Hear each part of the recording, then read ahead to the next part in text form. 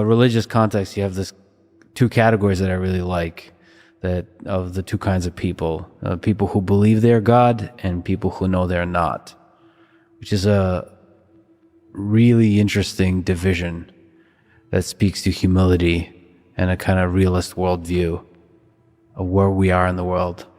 Oh, can atheists be in the latter category? no. There are very few atheists. I've never actually met one.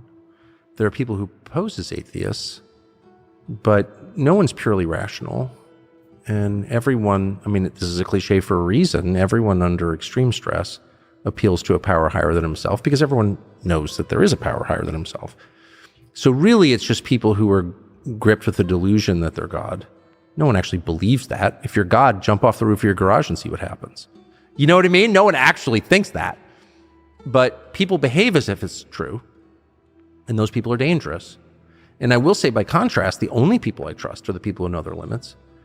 And I was thinking, actually, this morning in my sauna, of all the people I've interviewed or met, this is someone I never interviewed, but I have talked to him a couple of times, the greatest leader I've ever met in the world is literally a king.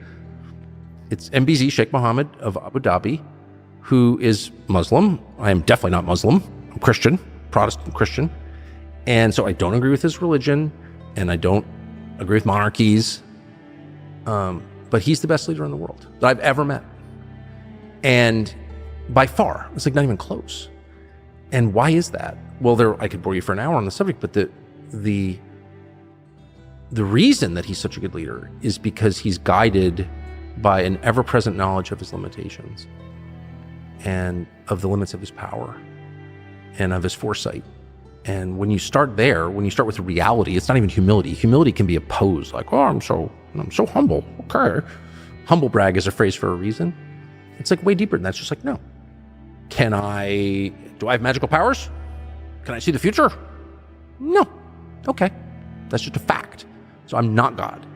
But I've never seen anybody more at ease with admitting that than MBZ. Just a remarkable person. And for that reason, he is like treated as an oracle. I don't think people understand the number of world leaders who traipse through his house or palace to seek his counsel.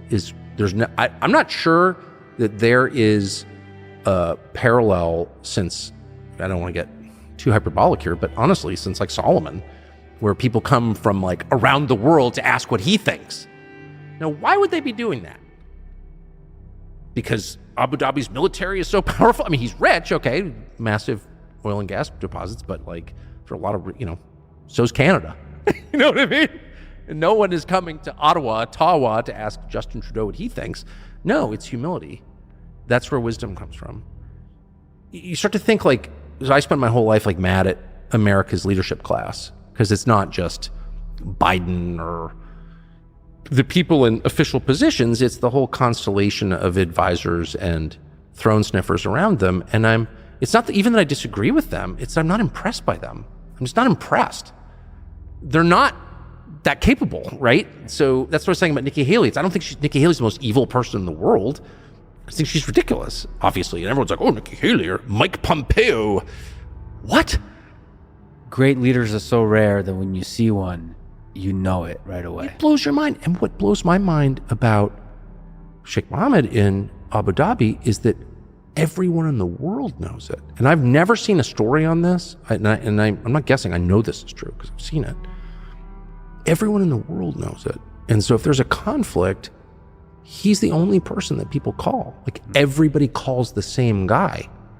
And it's like he runs this tiny little country, the UAE. I mean, in Abu Dhabi, there are a bunch of emirates, but he's the president of the country. But still, and it's got a ton of energy and all that, wealth and all that. And Dubai's got great real estate and restaurants. But really, it's a tiny little country that wasn't even a country 50 years ago. So how did that happen? Purely on the basis of his humility and the wisdom that results from that humility. That's it.